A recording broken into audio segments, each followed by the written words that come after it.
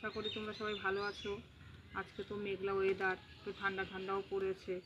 তো আজকে আমি রেসিপি নিয়ে এসেছি। দেখো, রুই মাছের কালিয়া করার জন্য দেখো রুই মাছ নিয়ে নিয়েছি। এখানে নিয়েছি আদা, নিয়ে নিয়েছি রসুন, নিয়ে নিয়েছি জিরে, নিয়েছি কাঁচা লঙ্কা, নিয়েছি পেস্ট করে নেব। কাজু নিয়েছি, পোস্তটা আমি আগেই ভিজিয়ে রেখেছিলাম, পেস্ট করে নেব। নিয়ে নিয়েছি টক দই, নিয়ে নিয়েছি পেঁয়াজ কুচি, এখানে দেখতেই পাচ্ছ। আর এখানে নিয়ে নিয়েছি দেখো কাশ্মীরি লঙ্কার গুঁড়ো, নুন নিয়ে নিয়েছি, হলুদ গুঁড়ো, আর সামান্য পরিমাণে আমি একটু মিষ্টি নিয়েছি। মিষ্টিটা অ্যাড করলে কি হয়, পানসা ভাবটা কাটে আর টেস্টটাও একটু ভালো ওঠে। আর ফোড়নের জন্য নিয়ে নিয়েছি আমি দেখো জিরে, শুকনো লঙ্কা, তেজপাতা। তো দেখো আমি রুই মাছের কালিয়া কী করে রান্না করি, অবশ্যই তোমরা দেখো আর সঙ্গে থাকো। তো দেখো নুন হলুদটাকে মাখিয়ে নিচ্ছি। পরিমাণ মতন হলুদ দিয়ে দিলাম, নুনও দিয়ে দিলাম। ভালো করে মেখে নেব।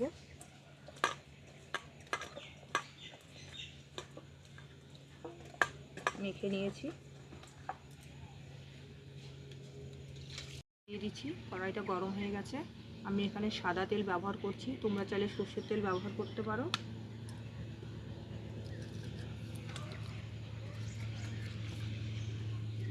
মাছটা দেখো দিয়ে দিলাম কড়াইতে।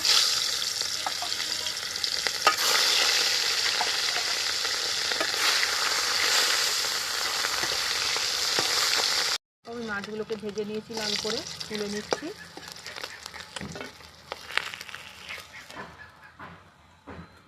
তেজপাতাটা দিয়ে দিচ্ছি। তেজপাতাটা আগে আমি ধুয়ে রেখেছিলাম। গোটা শুকনো লঙ্কা দিয়ে দিলাম, গোটা জিরে দিয়ে দিলাম, গোটা গরম মশলাটা দিয়ে দিলাম। কড়াইটা প্রচুর ফুটে গেছে, এখন আগুনের তাপ। পেঁয়াজ কুচি দিয়ে দিলাম।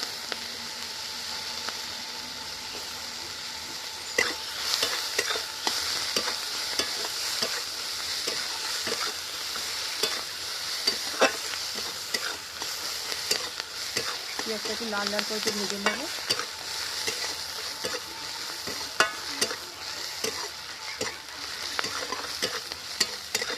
পেঁয়াজটা দেখো হালকা লাল হয়ে গেছে। এবার আমি দিয়ে দেবো জিরে, আদা, কাঁচা লঙ্কা আর রসুনটাকে বেটে নিয়েছি।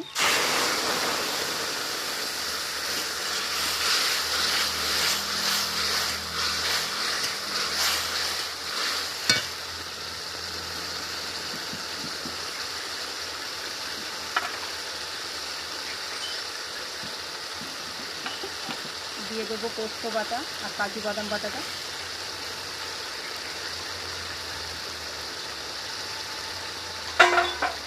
দিয়ে দেবো কাশ্মীরি লঙ্কার গুঁড়ো, নুন, হলুদ আর সামান্য পরিমাণ মিষ্টি দেওয়া আছে।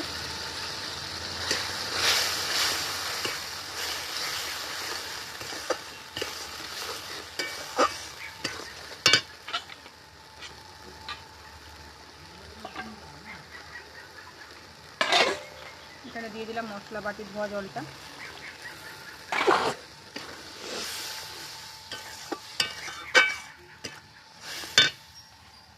টক দইটা রাখা ছিল, দিয়ে দিলাম। তোমাদের এখানে আরেকটা কথা বলি, টক দই দেওয়াতে আমি এখানে টমেটো অ্যাড করলাম না, কারণ যে কোনো একটা জিনিস দেওয়াই ভালো। টমেটোর একটা মশলাটা কিন্তু হালকা তেল ছাড়া শুরু হয়ে গেছে, আমার কষানো হয়ে গেছে। আমি এবার একটু গরম জল দিয়ে দেবো। পাশে আমার গরম জল করা রয়েছে।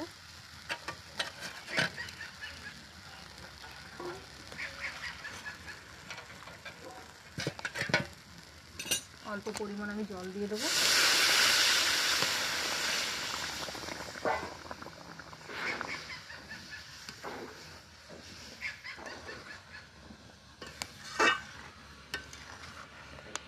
ঝোলটা ফুটে গেছে, আমি এবার ভাজা মাছগুলোকে দিয়ে দেবো।